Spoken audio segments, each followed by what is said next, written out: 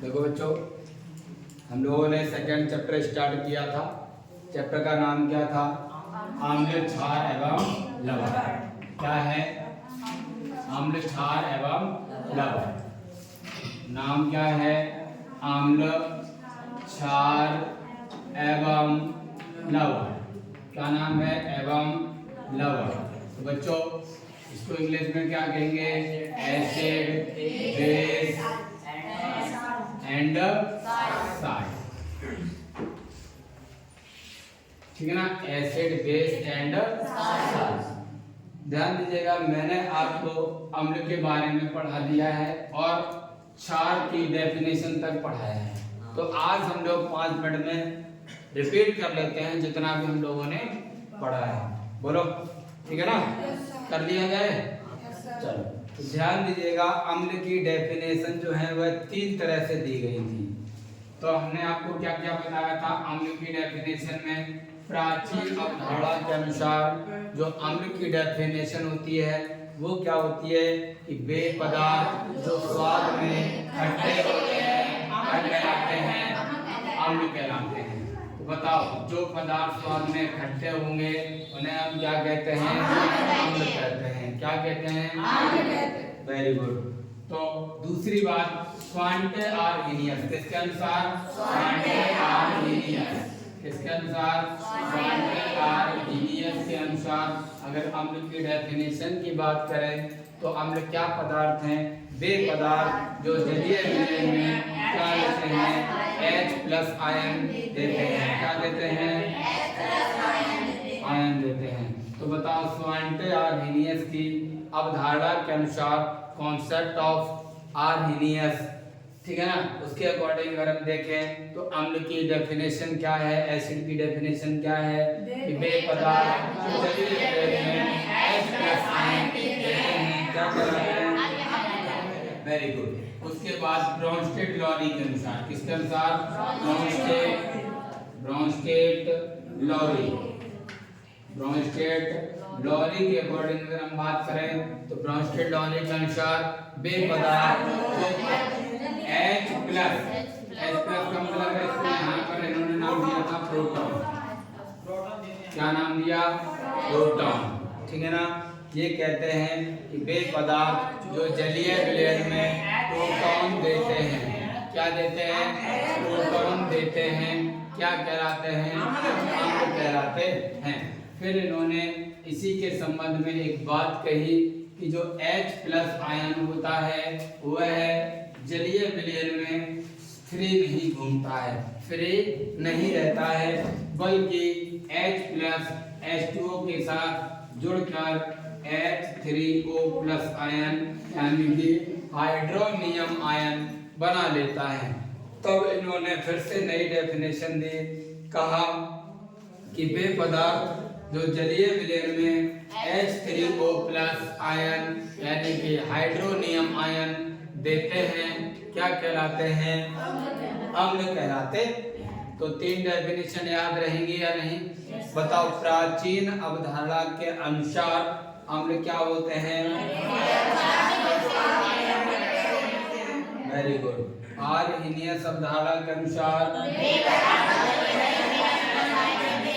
Very good. Bronsted-lorry के अनुसार proton देते हैं। ठीक है ना? यहाँ लिख देता हूँ मैं। या फिर इन्होंने संशोधन किया, कहा कि H+ तो फ्री घूमता ही नहीं जल में, जल के साथ संयुक्त हो जाता है, कंबाइन हो जाता है, और कौन सा आयन देता है? H3O। इसका नाम क्या होता है? Hydronium ion. उसे हम क्या कहते हैं? है ना? तो इन्होंने नई डेफिनेशन में क्या कहा कि वे पदार्थ जो जलीय विलयन में H3O+ आयन देते हैं उन्हें हम क्या कहते हैं? बोलो बच्चों, बात समझ में आ गई? डेफिनेशन याद रहेगी या नहीं? है? बढ़िया तरीके से। चलिए, तो अम्लों के सामान्य गुणों से भी प्रश्न पूछता है। हम पूरे टॉपिक को क्या अरे वो ठीक है, ब्रोंस्टेड, ठीक है, ओके, कोई बात नहीं। चलिए आगे देखते हैं। अब सामान्य गुणों की बात करते हैं। सामान्य गुण, सामान्य गुणों की यदि हम बात करें, एक एक गुण एक एक पॉइंट आपको याद होना चाहिए। मुझे लग रहा था आप लोगों ने अच्छे से याद नहीं कर पाया, है ना। मैंने आपको कहा था क्या, मैंने उसमें भी लिखा था कि पढ़ाई मजबूरी नहीं जरूरी होनी चाहिए, है ना। तो आज हम इसको जरूरी बनाने के लिए हमें प्रैक्टिस करनी पड़ेगी। जाओ प्रैक्टिस करनी पड़ेगी कि हाँ क्या चीज होती है। आ जाओ, सारी चीजें बार बार दोहराएंगे तो दिमाग में बैठ जाएंगी सारी चीजें, है कि नहीं। तो आगे देखेंगे सामान्य गुण। सबसे पहला गुण क्या है बच्चों, देखो ये स्वाद में कैसे होते हैं, खट्टे। बताओ अम्ल कैसे होते हैं, स्वाद में खट्टे होते हैं। बोलो बच्चों, होते हैं नहीं होते हैं, ठीक है ना। दूसरा गुण बताओ क्या हो सकता है, ये संचारक प्रवृत्ति के होते हैं। कैसी प्रवृत्ति के होते हैं, संचारक प्रवृत्ति के होते हैं। संचारक का मतलब क्या होता है, यदि ये कपड़े, त्वचा और या इत्यादि अन्य पदार्थ के संपर्क में आएंगे तो उसको नष्ट कर देंगे। इसी प्रवृत्ति को संचारक प्रवृत्ति कहते हैं। अगर इस अम्लों को त्वचा पर डाल दिया जाए या किसी अन्य पदार्थ पर डाल दिया जाए तो वह पदार्थ नष्ट होने लगेगा, त्वचा जल जाएगी। क्या हो जाएगी, त्वचा जल जाएगी। तो इसी प्रवृत्ति को कहते हैं संचारक प्रवृत्ति। क्या कहते हैं, संचारक प्रवृत्ति। तो बताओ अम्ल कैसे होते हैं, संचारक प्रवृत्ति के होते हैं। तीसरा गुण क्या हो सकता है, ये इनमें प्रमुख अवयव कौन सा होता है, ठीक है ना। कौन सा आयन होता है, H+ आयन होता है, ठीक है ना। ये सामान्य है। और कौन सा हो सकता है, ये नीले लिटमस पेपर को लाल कर देते हैं, है ना। ये देखो नीले लिटमस को क्या कर देते हैं, नीले को लाल कर देते हैं। इसके लिए याद रखने के लिए क्या मैंने बताया था, अनिल। क्या बताया था, अनिल। एसिड नीला लाल, ठीक है ना। अम्ल नीले को लाल कर देते हैं। जब चारों के लिए बात करेंगे तो इसका उल्टा हो जाता है। बोलो बच्चों, बात समझ में आ गई। चलिए आगे देखते हैं। पांचवा, ये जल में कैसे होते हैं, जल में विलय होते हैं, जल में विलय होते हैं। बच्चों यहाँ पर एक बिंदु याद रखना होता है। क्या याद रखना होता है कि देखो क्या याद रखना पड़ता है, जब इनको जल में मिलाया जाता है तो ऊष्मा उत्पन्न होती है, हीट उत्पन्न होती है। क्या उत्पन्न होती है बच्चों, हीट उत्पन्न होती है। जब भी एसिड को, अम्लों को जल में मिलाया जाता है तो हीट उत्पन्न होती है। क्या उत्पन्न होती है बच्चों, हीट उत्पन्न होती है। और हीट उत्पन्न होगी, इसी के कारण बच्चों क्या किया जाता है, अम्ल को जल में धीरे धीरे करके डाला जाता है। ऐसा नहीं है कि जल को अम्ल में डालेंगे, उल्टा नहीं करते हैं। क्यों, इसीलिए ऊष्मा उत्पन्न होती है। इसीलिए बच्चों क्या किया जाता है, जो सांद्र अम्ल होता है, कॉन्संट्रेटेड एसिड होता है, उसको तनु करने के लिए, डाइल्यूट करने के लिए क्या किया जाता है, जल में अम्ल को डाला जाता है। अम्ल को धीरे धीरे डालते हैं। क्या करते हैं, धीरे धीरे डालेंगे, ठीक है ना, ताकि वह धीरे धीरे तनु हो जाए, डाइल्यूट हो जाए, ठीक है ना। बात समझ में आ गई कि नहीं आ गई। ऐसा नहीं करेंगे कि अम्ल को जल में डाले, ठीक है, ऐसा नहीं करना। अम्ल को जल में नहीं डालना, बल्कि जल में अम्ल को धीरे धीरे डालना है, ठीक है। अगर अम्ल में जल को डालेंगे एक साथ तो अम्ल की मात्रा ज्यादा होने के कारण, सांद्रता ज्यादा होने के कारण हीट ज्यादा उत्पन्न होगी, और ज्यादा उत्पन्न होने के कारण कोई भी घटना, दुर्घटना हो सकती है, ठीक है ना। फिलहाल तो ये पॉइंट पूछा जाता है कि अम्ल को तनु करने के लिए जल को अम्ल में मिलाते हैं या अम्ल को जल में मिलाते हैं। किसको किस में मिलाते हैं, जल में अम्ल को मिलाते हैं। किसको मिलाया जाता है, जल में अम्ल को मिलाते हैं। वो भी कैसे, धीरे धीरे डालेंगे तो क्या होगा, थोड़ी सी हीट उत्पन्न होगी जिसका प्रभाव नहीं होगा जाते, ठीक है ना। अगला पॉइंट बता सकता है कोई, अगर इनकी बात करें, अम्ल का जो जलीय विलयन होता है, क्योंकि इनके जलीय विलयन में आयन होते हैं, इसीलिए इसका जलीय विलयन कैसा होता है, सुचालक। तो बच्चों इनका जो जलीय विलयन होता है, जलीय विलयन है वह कैसा है, सुचालक है। कैसा होता है बच्चों, सुचालक होता है। कैसा होता है बच्चों, सुचालक होता है। ठीक है ना, इतने सामान्य गुण हैं, और भी होते हैं, फिलहाल सामान्यतः हमने आपको इतने बताए हैं। बोलो बच्चों, बात समझ में आ गई कि नहीं आ गई? ओके, अब हम बात करने वाले हैं रासायनिक गुणों की। इसकी बात करने वाले हैं रासायनिक गुणों की, रासायनिक गुणों की, रासायनिक गुणों की। बच्चों अम्लों के केमिकल प्रॉपर्टीज क्या होते हैं, ठीक है ना, केमिकल प्रॉपर्टीज ऑफ एसिड, अम्लों के रासायनिक गुण क्या होते हैं वो हम पढ़ते हैं। देखो पहला गुण हमने आपको बताया था, धातुओं से रिएक्शन विद मेटल, है ना, धातुओं से क्रिया, धातुओं से क्रिया। तो मैंने क्या कहा था कि अम्ल धातुओं के साथ क्या करते हैं बच्चों, अम्ल जो होते हैं वह धातुओं के साथ क्रिया करते हैं और क्या मुक्त करते हैं, H2 हाइड्रोजन गैस मुक्त करते हैं। बोलो बच्चों, याद होगा, मैं आपको बताता हूँ क्या कि अम्ल धातुओं के साथ क्रिया करके हाइड्रोजन गैस मुक्त करते हैं। पहला बताओ, रासायनिक गुणों में अगर अम्ल धातुओं से क्रिया करेगा, किससे क्रिया करेगा, कौन क्रिया करेगा, अम्ल। कौन क्रिया करेगा, अम्ल क्रिया करेगा। तो बताओ अम्लों से यदि धातु क्रिया करेगा तो क्या बनाएगा, हाइड्रोजन गैस और लवण। तो आपसे जब पूछा जाए अम्ल अम्ल धातुओं के साथ क्रिया करता है तो क्या कहेंगे, अम्ल धातुओं के साथ क्रिया करके हाइड्रोजन गैस मुक्त करता है और लवण बनाता है। बोलो बच्चों, बात समझ में आ गई कि नहीं? ओके, दूसरा गुण हमने आपको लिखाया था कार्बोनेट, धातु कार्बोनेट से क्रिया, किससे क्रिया, धातु कार्बोनेट से क्रिया, ठीक है ना, धातु कार्बोनेट से क्रिया।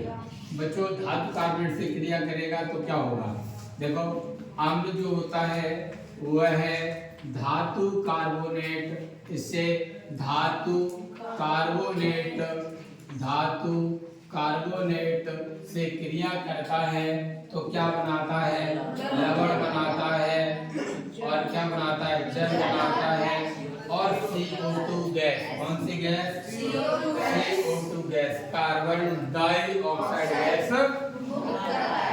इतना जितना मैं पढ़ा रहा हूँ ना, रिपीट करा रहा हूँ, सारा का सारा याद हो जाना चाहिए, ठीक है ना, दिमाग में छप जाना चाहिए पूरा का पूरा, है नहीं। अगर आपने नहीं समझ पाया, नहीं दिमाग में रख पाया, तो इसका मतलब क्या है, आपको और पढ़ने की जरूरत है ना। मैंने आपको पहले ही बताया था कि मैं आपको हर बार समझाऊंगा, है ना, और आप फिर भी नहीं पढ़ पा रहे तो भाई एक बार पूछोगे तो मैं बता दूंगा, दो बार पूछोगे तो भी बता दूंगा, और जब तीसरी बार पूछोगे तब भी बता देंगे, है ना। तो सोच रहे थे नहीं बताएंगे तब भी बता देंगे, है। तो देखो वही चीजें यहाँ पर बार बार ध्यान रखना है। अब यहाँ पर अम्ल धातु कार्बोनेट से जब क्रिया करेंगे तो क्या क्या बनाता है, लवण बनाता है, जल बनाता है, और CO2 गैस मुक्त करता है, ठीक है बच्चों। सेम इसी की तरह होता है धातु हाइड्रोजन कार्बोनेट, धातु हाइड्रोजन कार्बोनेट, धातु हाइड्रोजन कार्बोनेट, या इसी को कहते हैं बाइकार्बोनेट, बाई कार्बोनेट से क्रिया, ठीक है ना। तो बच्चों ये भी इसी की तरह क्रिया करता है, सेम टू सेम। तो बच्चों अम्ल जो होते हैं वह है बाइकार्बोनेट या धातु हाइड्रोजन कार्बोनेट से जब क्रिया करते हैं तो क्या बनाते हैं? लवण बनाते हैं, जल बनाते हैं और CO2 गैस मुक्त करते हैं। क्या करते हैं? CO2 gas. बोलो बच्चों, याद हो जाएंगे? बोलो। चौथा गुण मैंने क्या लिखाया था? धातु ऑक्साइड से। इंपॉर्टेंट है बच्चों, चौथा पॉइंट लिखाया है मैंने, धातु ऑक्साइड से क्रिया। किससे क्रिया? धातु ऑक्साइड से क्रिया। धातु ऑक्साइड से क्रिया, ठीक है ना? तो भैया देखो, अम्ल जो होते हैं वह है धातु ऑक्साइड से। किससे? धातु ऑक्साइड से। ऑक्साइड से जब क्रिया करते हैं तो क्या बनाते हैं? लवण बनाते हैं और जल बनाते हैं। लवण बनाते हैं और यहाँ से क्वेश्चन पूछा जाता है, धातुओं के ऑक्साइड कैसे होते हैं प्रकृति में? अम्लीय होते हैं या क्षारीय होते हैं? तो आपका क्या जवाब होगा? धातुओं के ऑक्साइड क्षारीय होते हैं। धातुओं के ऑक्साइड कैसे होते हैं? क्षारीय होते हैं। इसीलिए इन ऑक्साइड को धातु ऑक्साइड के अलावा क्या कहते हैं? क्षारीय ऑक्साइड भी कहते हैं। क्या कहते हैं? क्षारीय ऑक्साइड भी। ठीक है ना? उपयोग मैंने अलग अलग लिखाए थे, ठीक है ना? आप लिखिए। बोलो बच्चों, बात समझ में आ गई कि नहीं? तो बताओ, अम्ल क्या है? वे पदार्थ जो स्वाद में खट्टे हैं अम्ल हैं। वे पदार्थ जो जलीय विलयन में H+ आयन होते हैं वो भी क्या है? अम्ल है। वे पदार्थ जो जलीय विलयन में प्रोटॉन देते हैं वो क्या है? अम्ल है। जलीय विलयन में H3O+ आयन देते हैं वो भी क्या है? बोलो, याद हो जाएगा? तीनों डेफिनेशन बोलो। अम्ल की पहली डेफिनेशन क्या है? क्या हुआ? सुस्ती आ रही है क्या? तुम इसे कह रहे हैं? तुमसे? हाँ, क्या हुआ? तो फिर इधर बोलते क्यों नहीं? ध्यान क्यों नहीं दे रहे? क्या है पहली डेफिनेशन? ये तो कोई बात नहीं है, सही से बोला जाता है। कोई कुछ भी बोल रहा है। आरईएनएस के अनुसार बताओ। अनस क्या हो गया तुम्हें? तुम्हें क्या हो गया? तुम क्यों नहीं बोल पा रहे हो? है? बोल रहे सर तो बोल ही रहे। जिसमें कौन सी बात है? मैंने तुम्हारे लिए बोला है, क्या तुम बोल रहे हो? नहीं बोल रहे, ठीक है? अब देखो, ब्रोस्टेड लॉरी के अनुसार जो प्रोटॉन देते हैं, याद हो जाएगा। सामान्य गुण क्या है? स्वाद में खट्टा होता है, संचार होते हैं, H+ आयन होता है, नीले रंग के लाल होते हैं, जल में मिले होते हैं, जलीय विलयन सुचारू। हम लोग के सामान्य गुण बताओ। स्वाद में संचारक, H+ आयन, नीले लिटमस को जलीय विलयन नाम खाता। याद होगा? ठीक है। रासायनिक गुणों में धातु से क्रिया बताओ। अम्ल धातुओं से क्रिया करके क्या बनाएगा? याद हो गया? धातु कार्बोनेट से क्रिया करेगा तो लवण। शाबाश। धातु हाइड्रोजन कार्बोनेट से क्रिया करेगा तो क्या बनाएगा? लवण। शाबाश। धातु ऑक्साइड से लवण। क्या बात है कि नहीं? कुछ था इसमें?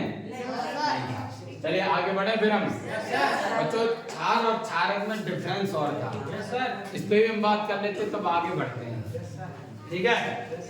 हमने आज इसलिए रिवाइज कराया ताकि आप सारे बिंदुओं के साथ जुड़ जाएं, आगे टॉपिक होंगे सब लोग बढ़िया तरीके से और याद भी हो जाए, है ना? जब प्रश्न करते हैं हम आपसे पूछते हैं कि बताओ ये क्या चीज है, तो आप बता ही नहीं पाते, लिख भी नहीं पाते हैं। कम से कम कुछ तो आपको आए, कुछ ना आने से बेहतर है कुछ तो आए, है ना? सही बात है ना? जो पढ़ेगा वो आगे बढ़ेगा, क्योंकि कहा जाता है जब पढ़ेगा इंडिया बढ़ेगा, ठीक है नहीं? चल आगे बढ़ते हैं हम लोग, इसको साफ करने हैं। कुछ और क्या चाहिए? हाँ जाओ।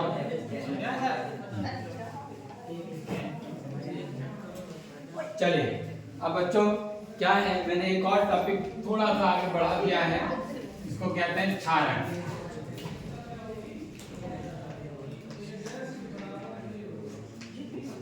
क्षारक। रियल में क्षारक को बेस कहा जाता है?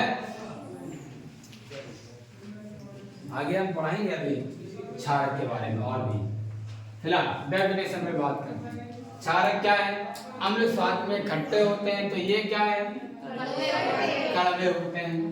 ये कैसे होते हैं? स्वाद में कड़वे होते हैं, तो उनको क्या कहेंगे? क्षारक। वे पदार्थ जो स्वाद में कड़वे होते हैं, या कड़वे की जगह कसैले बोल सकते हैं, अजीब सा होता है, आ जाओ, या कसैले होते हैं, क्या कहलाते हैं? क्षारक कहलाते हैं। बोलो बच्चों, बात समझ में आ गई कि नहीं? ठीक है। अच्छा, एक डेफिनेशन यहाँ पर हो गई। एक और डेफिनेशन, उसमें कहा था H+ आयन देते हैं। इसमें क्या होगा? OH- ion. कौन सा आयन? ठीक है। OH- आयन का नाम क्या होता? हाइड्रोक्सिल आयन या हाइड्रोक्साइड आयन, है ना? लिख देता हूं, हाइड्रोक्साइड आयन। कौन सा आयन देते हैं? Hydroxide ion. और तीसरी डेफिनेशन में हमने आपको क्या बताया था? वो क्या कहते हैं? प्रोटॉन देते हैं। ये क्या लेंगे? H+ यानी कि प्रोटॉन लेते हैं या ग्रहण करते हैं, ना? लेते हैं या ऐसे को कह सकते हैं ग्रहण करते हैं, ठीक है ना? उनको हम क्या कहते हैं? क्षारक। क्या कहते हैं? क्षारक कहते हैं। ठीक है। अब ध्यान दीजिएगा, तो ये डेफिनेशन किसके अकॉर्डिंग हो जाएगी? प्राचीन अवधारणा। प्राचीन अवधारणा के अनुसार बताओ, क्षारक किसे कहते हैं? वे पदार्थ जो स्वाद में कड़वे होते हैं, उन्हें क्या कहते हैं? आप लोग तो हमसे भी फास्ट हो गए, क्या बात है? हम बोलने की बात उससे पहले बोल देते हो आप। हरदम को थोड़ा स्लो रखें, कायदे से बोलना सीख लें, ठीक है? जल्दी नहीं करनी है आपको, है? ट्रेन छूट रही है क्या? नहीं ना? साथ में बोलना है। जितना भले याद ना आगे पढ़ा पाऊं, कम से कम जो लिखा दिया वो तो याद हो जाए। चैप्टर नंबर 2, जिसका पहला चैप्टर छूट भी गया है, कोई दिक्कत वाली बात नहीं, कोई प्रॉब्लम है नहीं है, फिर भी कम से कम सेकंड चैप्टर तो बढ़िया तरीके से याद हो जाए, है ना? और समझ में आ जाए। अगर आपने समझ लिया तो आपको याद करने में भी आसानी हो जाएगी, ठीक है?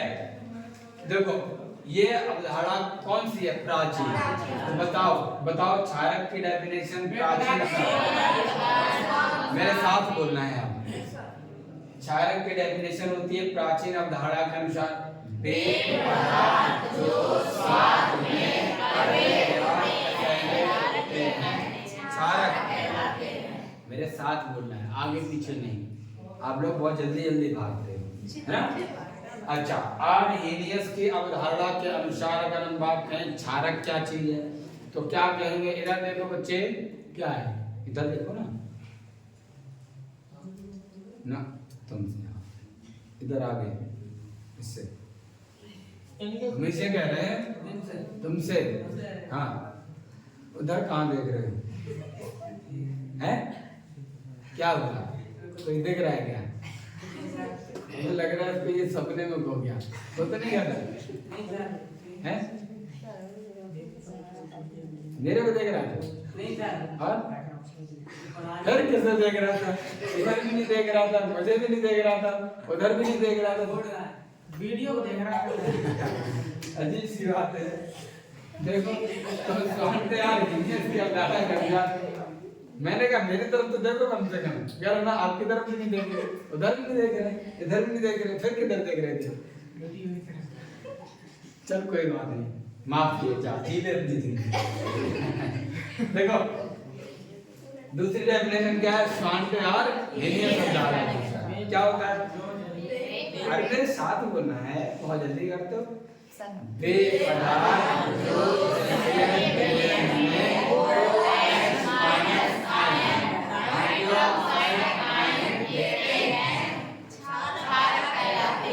ठीक है, बहुत बढ़िया बात है। हमें लगता है जल्दी सारी चीजें अच्छे से सीख जाएंगे आप लोग। ब्रॉन्स्टेड लॉरी के अनुसार क्या है? वे पदार्थ जो प्रोटॉन लेते हैं या ग्रहण करते हैं, क्या कहलाते हैं?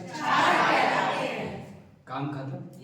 बच्चों एक और मैंने पॉइंट पढ़ाया था जिसको हमने कहा था क्षार। क्या कहा था?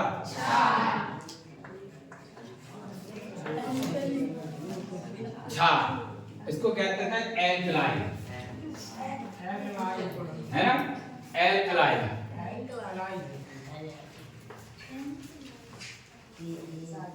एल्कलीन बोल देते हैं, एल्कलाइन बोल देते हैं, ठीक है ना? तो ध्यान दीजिएगा, मैंने क्या कहा था इसमें, आपको बताया था कि बेक्षारक, क्या बेक्षारक, रुक जाओ बहुत जल्दी है। बेक्षारक जो जल में विलीन होते हैं, विलय का मतलब घुल जाता है। तो क्या है? ये मेरी नकल कर रहा है, मैंने कहा घुल जाते हैं, वो भी कर रहा है घुल जाते हैं, हैं? बहुत बढ़िया। तो बच्चों बेक्षारक जो जल में कैसे हो? विलय हो। विलय का मतलब क्या है? घुल जाना है। तो जो क्षारक घुल जाएंगे उनको हम क्या कहेंगे? क्षार। क्या कहेंगे? क्षार। तो बेक्षारक जो जल में विलय होते हैं या जल में घुल जाते हैं क्या कहलाते हैं? क्षार कहलाते हैं। इसका मतलब दोनों में डिफरेंस क्या हुआ कि सभी क्षार तो क्षारक हैं लेकिन सभी क्षारक क्षार नहीं है। बात समझ में आ गई? क्योंकि वे क्षारक ही क्षार हैं जो जल में है कि नहीं, और जो नहीं घुलते हैं वे केवल क्षारक हैं, क्षार। ठीक है, इसका मतलब क्षारक, कुछ क्षारक ऐसे हैं जो क्षार हैं, है ना, लेकिन सभी क्षारक है वो सॉरी सभी क्षार हैं वो सब क्षार। तो यहाँ पर मैंने नोट क्या लिखा है? सभी क्षार क्षारक होते हैं परंतु सभी क्षारक क्षार नहीं होते। क्यों नहीं होते हैं? क्योंकि सभी क्षारक जल में मिले नहीं होते। बोलो बच्चों, बात समझ में आ गई? और शायद मुझे याद है कि मैंने यहीं तक पढ़ा दिया था, है ना? आगे पढ़ाना। चलिए कुछ एग्जाम्पल मैं कराता हूँ, ठीक है ना? ये हटा दूं इधर से, तो बच्चों आपको याद हो जाएगा, है ना? चलिए तो अब हम बच्चों कुछ उदाहरण लिखते हैं, ठीक है ना? इनके संबंध में कुछ उदाहरण। आवाज नहीं करे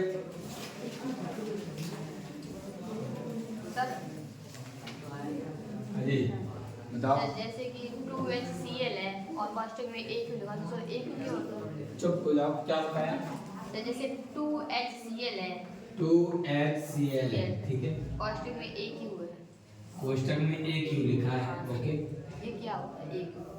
एक यू का मतलब नहीं जानते? अच्छा तुम लेट आए हो इसी वजह से, कोई बात नहीं, बहुत अच्छा क्वेश्चन पूछा कि बच्चों ये एक यू क्या चीज है कि नहीं?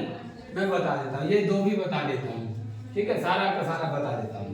जैसे H2SO4 लिखा है, सारी चीजें बता देता हूँ, ओके। चलिए देखो सबका मतलब क्या, ये संख्या लगी है वो क्या है, ये लगी है ये क्या है, ये लगा है ये क्या है, ठीक है, मैं बता देता हूँ। बच्चों किसी भी पदार्थ, चाहे वह अम्ल हो, क्षार हो, लवण हो, डॉट डॉट डॉट कुछ भी हो, पदार्थ सभी में है। तो कोई भी पदार्थ है तो उसके फार्मूले के बाद उसकी अवस्था को छोटे कोष्टक में लिखा जाता है।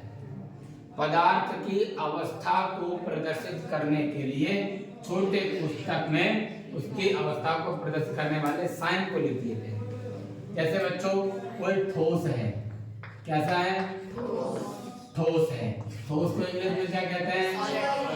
सॉलिड। बच्चों जब भी किसी पदार्थ के लिए सॉलिड यूज किया जाएगा, मतलब कोई पदार्थ की अवस्था ठोस है, सॉलिड है, तो उसके लिखने के जस्ट बाद छोटी एस बना देंगे, ठीक है ना? क्या बना देंगे? छोटी एस। जैसे मान लो HCl ही होता, ठीक है, HCl ही होता और ये ठोस में होता, मान लो, तो इसके लिए क्या लिखते हैं? HClS। वही एग्जाम्पल ले रहे हैं, ठीक है, समझाने के लिए। अगर ठोस अवस्था में HCl है तो HCl के बाद में क्या लिख देंगे? छोटे। बोलो बच्चों, बात समझ में? ठीक है, मैंने कहा था अगर आपको कोई चीज समझ में ना आए तो आप जरूर पूछें, है ना। आपको ये ना लगे कि सर बार बार पूछेंगे सर नहीं बताए, मैंने आपको पहले ही बोला आप एक बार पूछोगे मैं बता दूंगा, 2 बार पूछोगे बता दूंगा, 3 बार पूछोगे तो आपको डरना नहीं है, तब भी बता देंगे, ठीक है। ठीक, अब मान लो द्रव अवस्था है, क्या है द्रव को इंग्लिश में क्या कहते हैं, लिक्विड कहते हैं।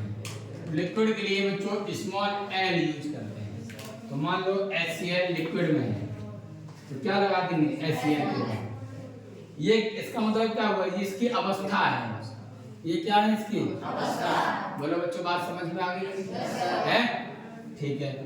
इसके बाद मान लो ये गैस अवस्था में है, किसमें, इंग्लिश में कैसे लिखा जाता है, गैस को इंग्लिश में कैसे लिखा जाता है, गैस ही लिखा जाता है, GAS नहीं होता है गैस, पढ़ते क्या है, ठीक है GAS ही लिखते हैं।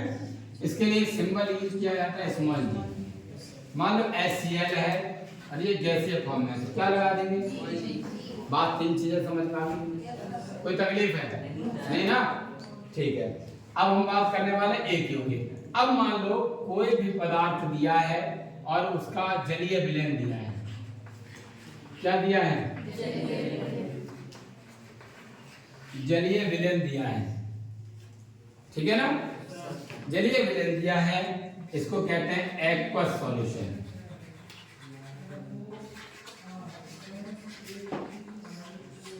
एक्वस सॉल्यूशन इंग्लिश में क्या कहते हैं, एक्वस सॉल्यूशन, ठीक है ना। जब किसी पदार्थ का जलीय विलयन होता है उसके बाद में क्वेश्चन में AQ लिख देते हैं। AQ की फुल फॉर्म क्या होती है, एक्वस, इसका हिंदी में क्या होता है, जलीय, मतलब इस पदार्थ का ये क्या है।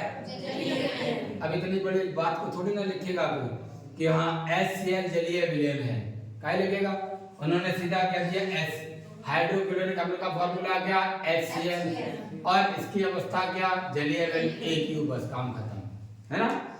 क्योंकि मैंने आपको बताया था प्रतीक या चिन्ह क्या होते हैं, किसी भी पदार्थ का संक्षिप्त रूप क्या कहलाता है, उसका प्रतीक कहलाता है। आपको 9th में पढ़े थे ना, सभी पढ़े होंगे, ठीक है। तो इसका मतलब क्या है, इसका मतलब क्या है AQ का एक्वस सॉल्यूशन यानी कि जलीय, ठीक है। इतनी बात समझ में आ गई। अगर कोई पदार्थ ठोस अवस्था में उसके लिए स्मॉल s, द्रव है तो स्मॉल l, और गैस है तो स्मॉल g, और जलीय विलयन है तो AQ, क्या लिखेंगे AQ, शाबाश। अब बात करते हैं इन पर, है ना, इन पर, ठीक है ना। तो बताओ HCl क्या है, एक अणु है, मॉलिक्यूल है, क्या है, अणु है, क्या है, अणु है, वेरी गुड। अगर ये नहीं है तो बताओ HCl कितने हैं, एक है, संख्या में कितने हैं, कितने हैं, एक, क्या है एक, HCl क्या है, अणु, क्या है, अणु। किसी भी पदार्थ का सबसे छोटा कण जो स्वतंत्र अवस्था में रह सकता है वो अणु कहलाता है, और सबसे छोटा हुआ है कण जो स्वतंत्र अवस्था में नहीं रह सकता वो कहलाता है परमाणु, ठीक है ना। 9th में ये सब चीजें पढ़ने को मिलती हैं। तो बच्चों HCl मतलब परमाणुओं से मिलकर अणु बनता है, किससे मिलकर बनता है, बच्चों H परमाणु था और Cl परमाणु दोनों से मिलकर एक अणु बन गया, ठीक है ना। कौन सा अणु, HCl अणु कितने हैं, एक, हमने यहाँ पर 2 लगा दिया, अब कितने हो गए, अब 3 लगा देते तो कितने हो जाते। इसका मतलब जो सूत्र के आगे, फॉर्मूले के आगे लिखी हुई संख्या होती है वह क्या होती है, अणुओं की संख्या, क्या होती है, अणुओं की संख्या होती है, क्या होती है बच्चों, अणुओं की संख्या। बताओ इस फॉर्मूले में HCl कितने हैं, 2 हैं, कितने हैं, 2 हैं, वेरी गुड। अब कहोगे सर नीचे भी तो संख्या कुछ लिखी होती है, बोलो बिल्कुल लिखी होती है, उसमें क्या दिक्कत वाली बात है, कोई बात नहीं है। तो इस पूरे फॉर्मूले में H2SO4 क्या एक अणु है, जैसे HCl अणु था ऐसे H2SO4 क्या है, अणु है, क्या है, वेरी गुड। अणु किससे किससे मिलकर बना है, H, S और O से, किससे किससे मिलकर, समझ में आ गया कि नहीं। H का मतलब हाइड्रोजन परमाणु, S का मतलब सल्फर परमाणु, O का मतलब। तो बताओ पूरे इस अणु में H कितने हैं? 2। H कितने हैं? 2। S कितने हैं? 1। और O कितने हैं? 4 हैं, है कि नहीं? तो H को हमने अभी क्या बोला था? परमाणु।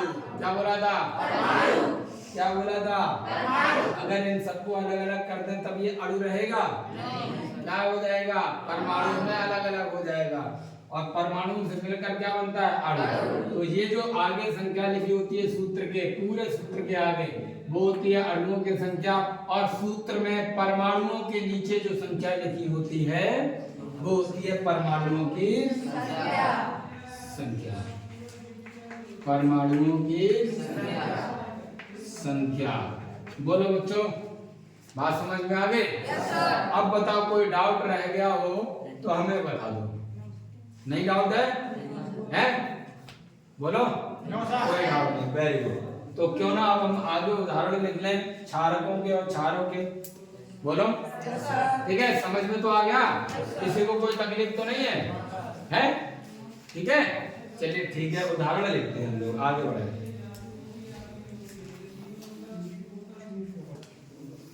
तो बच्चों जैसा कि मैंने अभी बोला था, कुछ उदाहरणों की मैं बात करता हूँ।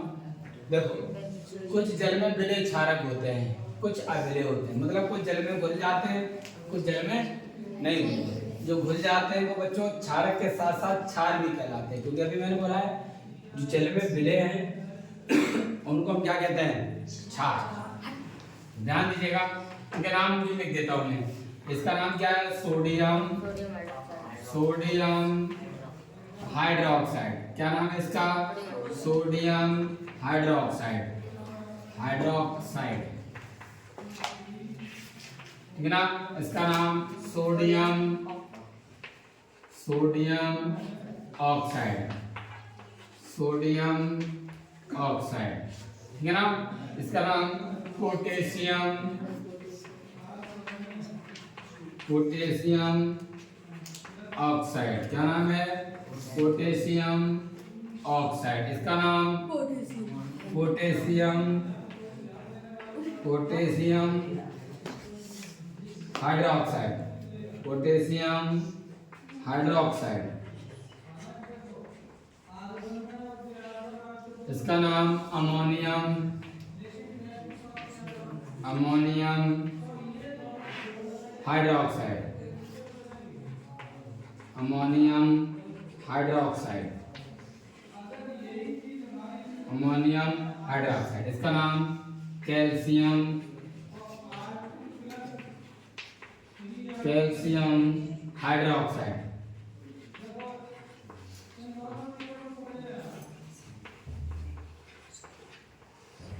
Calcium hydroxide.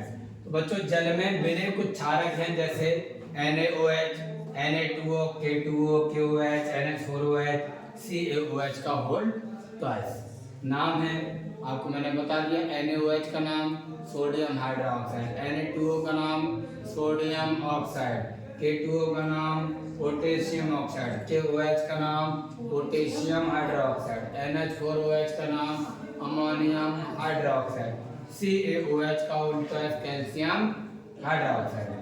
बच्चों ये दो हैं आयरन के ऑक्साइड हैं। क्या हैं? आयरन के ऑक्साइड हैं। तो यहाँ पर लिख देता हूँ आयरन ऑक्साइड, आयरन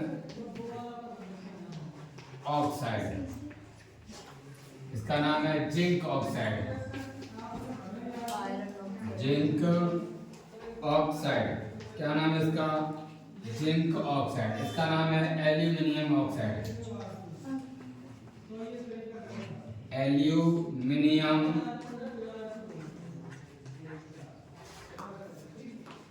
ऑक्साइड। ठीक है बच्चों, ये जो ऑक्साइड होते हैं ये उभयधर्मी ऑक्साइड हैं। कैसे हैं? उभयधर्मी ऑक्साइड हैं। क्या होता है आगे पढ़ेंगे, फिलहाल के एग्जांपल को लिखेंगे। ठीक है, ये क्वेश्चन पूछा जाता है उभयधर्मी ऑक्साइड कौन सा है? उभयधर्मी ऑक्साइड है Al2O3 और ZnO। ठीक है ना? क्या होता आगे हम लोग पढ़ेंगे। ठीक है ना? फिलहाल एग्जांपल को नोट कर ले। ठीक, क्या हुआ? तो आज जितना भी मैंने पढ़ाया है वो पूरा का पूरा आपको याद होना चाहिए, ठीक है ना? याद होना चाहिए। मजा आता है कि नहीं? मजा आया? तो बाकी हम लोग कल पढ़ेंगे।